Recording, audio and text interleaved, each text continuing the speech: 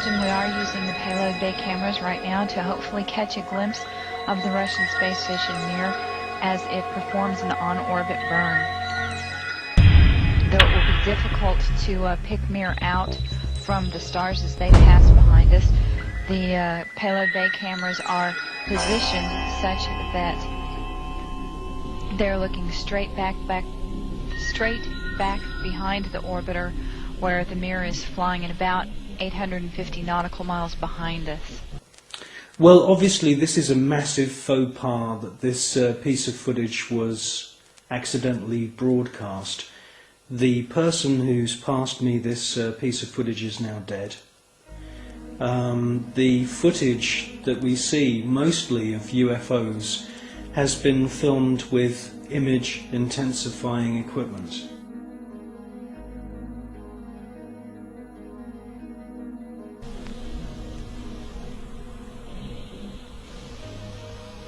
No joy from here, sorry. Hope it was a good one though for our friends. Thank you, sir. We could not see it here either. We'll wait 2 or 3 more minutes till sunrise, and then at that time give you a go for KU stow.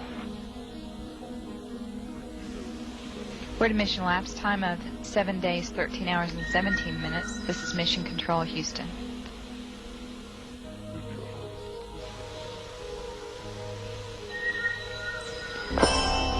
The Mir space station is now visible on the far left-hand side of the screen, about an inch from the bottom of this particular picture.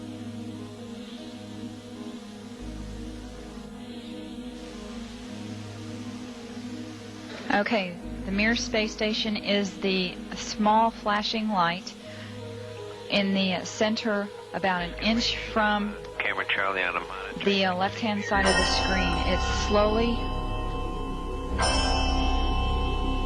Charlie Hill on the camera. It is slowly moving closer to the left-hand side and is has a very light flashing to it. We think on the middle of the screen, way to the left-hand side.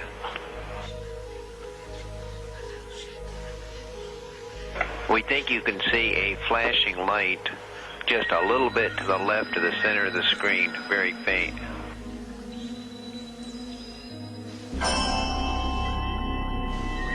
Yeah, we do see something flashing visually, but we're not sure that might be...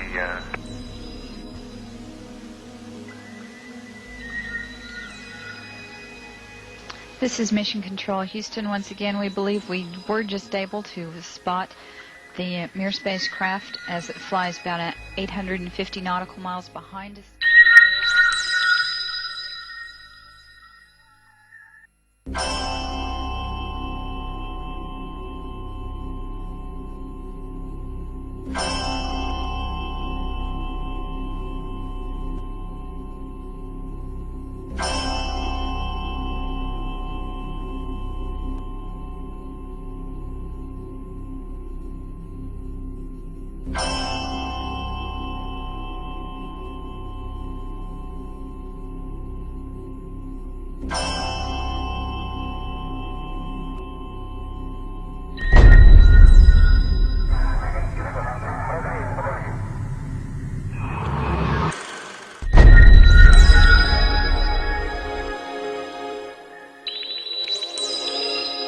Yes, STS-80 was a very, very strange space shuttle mission. What we see is a lot of activity. It can't all be put down to natural phenomena. James Oberg at NASA and all the other pundits at NASA would love you to believe that these are all ice crystals and space junk and debris. Quite frankly, if there was that amount of debris, that sheer number of shooting stars flying around in close proximity to the space shuttle and the Mir space station, it would be not safe to put craft up into space. A piece of rock just a few millimeters across, travelling in the opposite direction of the space shuttle, would rip through the entire structure of the space shuttle and cause a fatal accident.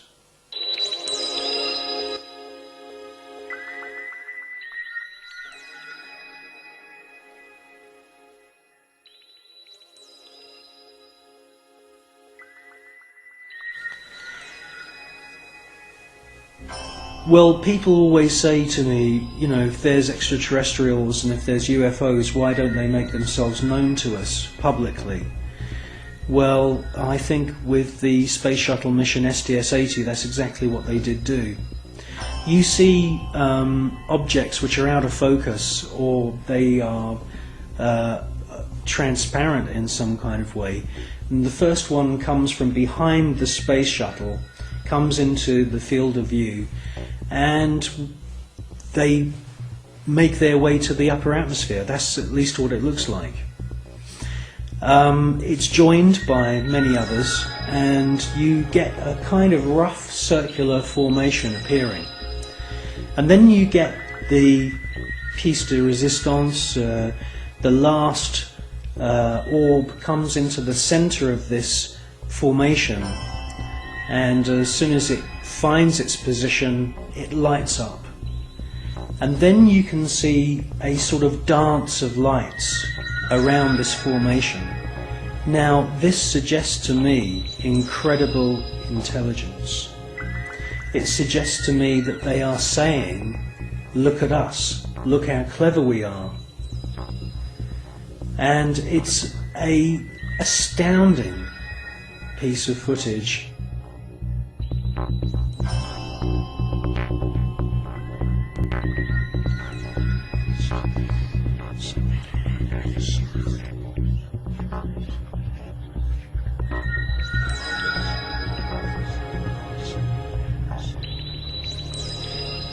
These extraterrestrial craft are attracted to thunderstorms, and many times we see lightning on the surface of the planet or in the atmosphere of planet Earth.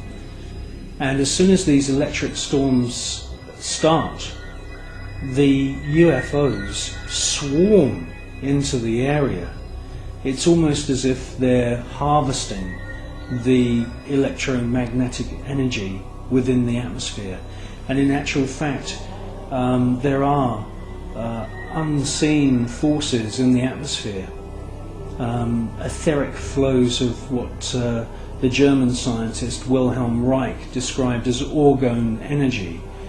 And it could be possible that these UFOs are sucking energy from these electric thunderstorms on planet Earth, and this is where they're getting their energy from. You should concentrate on the first object that appears, and you will see that it holds its position.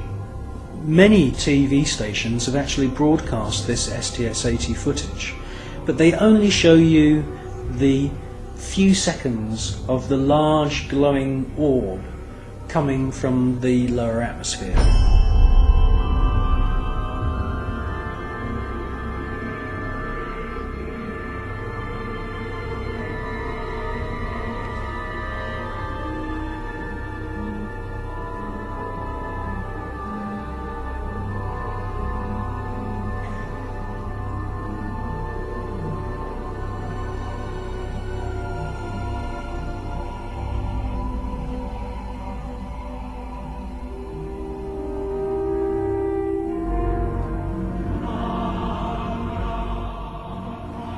The cameraman who's operating the space shuttle camera is fully aware that the first object has held its position, and after the large orb has ascended from the lower atmosphere and the shuttle is moving away from the scene, the cameraman is actually zooming in at the end of the sequence to double check the position of the first luminous orb, and it's a fascinating piece of video.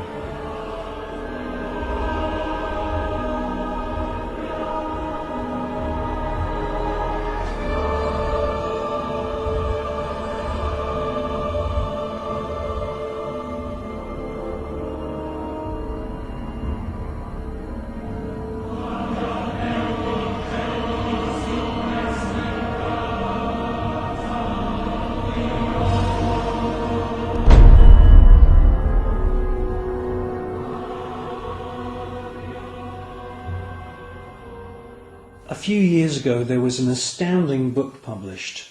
It's called The Day After Roswell.